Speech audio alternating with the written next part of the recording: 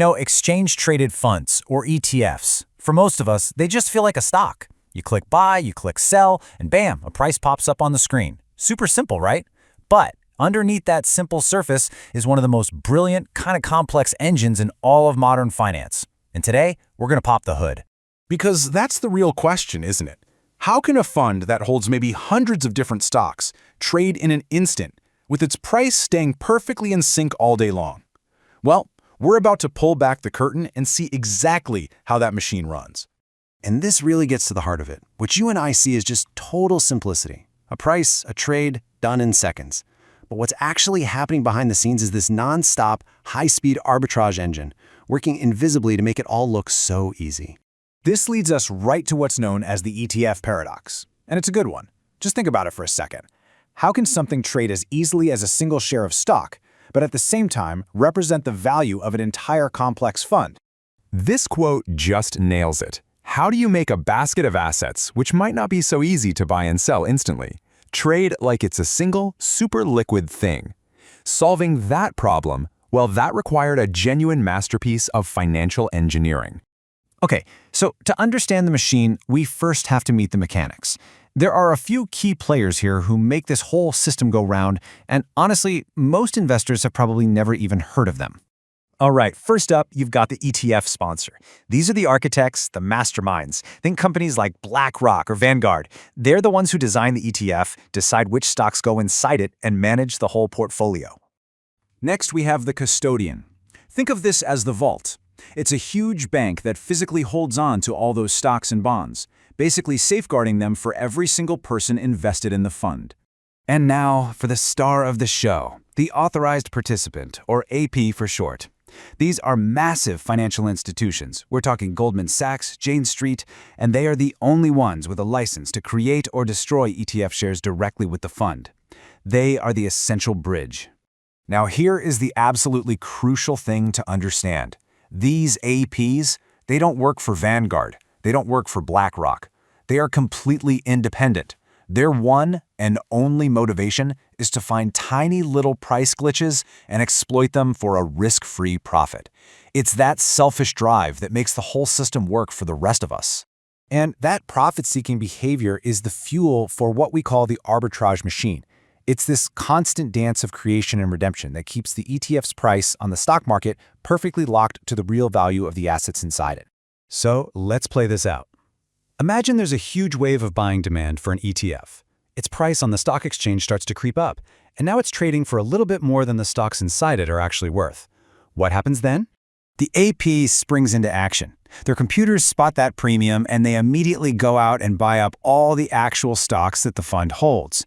They bundle them together into something called the creation basket, hand that basket over to the ETF sponsor, and get a block of brand new ETF shares in return. Then they turn around and sell those new shares on the market at that slightly higher price. Boom. This flood of new supply pushes the ETF's price back down and the AP walks away with a risk-free profit. Okay, that makes sense. But what about the opposite? What if there's a ton of selling pressure and the ETF's price actually drops below the value of all its underlying assets? You guessed it, the machine just runs in reverse. The AP spots the discount and starts scooping up those cheap ETF shares on the stock market. They take those shares back to the sponsor and redeem them, not for cash, but for the actual more valuable stocks. Then they just sell those stocks for their full price. All that buying pressure on the ETF pushes its price right back up where it belongs. Arbitrage complete. And get this isn't happening once or twice a day. The fund's true value, its net asset value, is being calculated and broadcast to the world about every 15 seconds.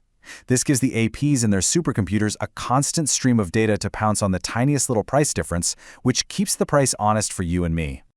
So, this whole creation and redemption dance has this amazing side effect.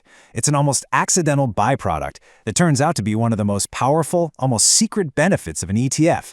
It's unbelievable tax efficiency. Okay, this right here is where the magic happens. In an old-school mutual fund, if a lot of people want to sell, the fund manager has to actually sell stocks to raise cash for them. That sale triggers a taxable capital gain for everyone still in the fund. But with an ETF, when an AP redeems shares, the sponsor doesn't sell a thing. It just hands over the existing stock shares. It's called an in-kind transfer. And that little phrase, in kind, is the magic key, because the IRS doesn't see it as a sale. No capital gains are created inside the fund. The ETF sponsor can even be strategic and hand the AP the stock shares that have the biggest built-in profits, effectively washing those gains out of the portfolio without ever generating a tax bill for the long-term investors. It's just a massive advantage. Now, this whole system is incredibly elegant and robust, but, it's not invincible. So what happens when the markets get really, really stressed? Is there an Achilles heel? Well, there are a few potential risks. First, if the stuff inside the ETF is hard to trade, like really obscure bonds, it gets harder for APs to do their job, and the ETF's price can drift away from its real value. During something like a flash crash, APs might just step back for a minute to protect themselves, which can also widen that gap. And the really big, kind of theoretical question is this. Since only a handful of huge banks act as APs for most ETFs, what happens if they all get into trouble at the same time? So, okay, we've been deep in the technical weeds. Let's zoom back out. After all of that, why does this invisible engine actually matter to you, the everyday investor? It's simple, really. This entire mechanism, this whole arbitrage engine, is the reason behind the ETF revolution. It's why they are cheaper to run, why they are easier to trade, and, as we just saw, why they are so much more tax efficient than the mutual funds that came before them.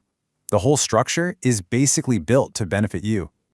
Ultimately, it creates this beautiful, self-regulating system. The greed of a few ensures a fair price for the many. And this quote just says it all. This system makes sure that you are paying exactly what those companies are worth, right down to the microsecond. And that leads us to one final thought. This engine now sits at the very heart of our financial system. It powers trillions and trillions of dollars in investments around the globe, and it's proven to be incredibly resilient. But it does leave us with one big question to think about. What would happen if this seemingly perfect machine ever truly did break?